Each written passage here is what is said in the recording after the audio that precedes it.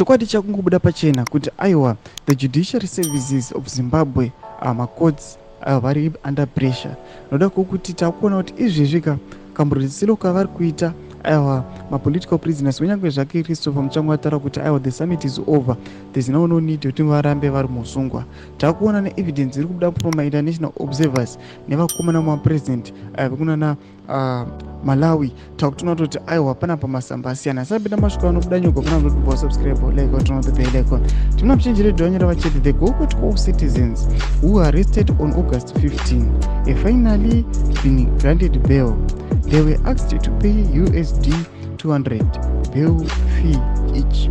Although they are set to be released, the USD 200 is too much for these individuals, especially looking at the country's situation. They were being represented by the ZLHR lawyers. Ndo masvika turikuona panapa anouya chiri free Zimbabwe. Panapa patinoona kuti these guys, yes, vari kunzi ngavabhadhare bail the $200 but mutaza ndeze situation munyika yeZimbabwe uye nekwamuri kuona kwavari kunosungirwa wacho kuGokwe deka uchibonzi pamwati muHarare kana muBulawayo but ngonzo yeGokwe. These guys ndo vakacapture vakabatiwa vakaita demonstration towards summit yauda kutosvika ndipo vatanga kutobata maplacards vachifamba vachidemonstrata vachiimba nziyo ndobva vanhu vabatwa nethe regime.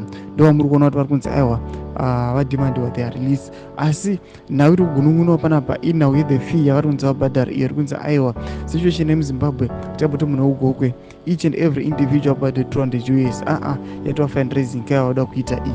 Budise mafungiro enyu muri kudii pamusoro pechitiko ichi. Pinda comment section medu, tsona subscribe, like, and turn on the bell icon.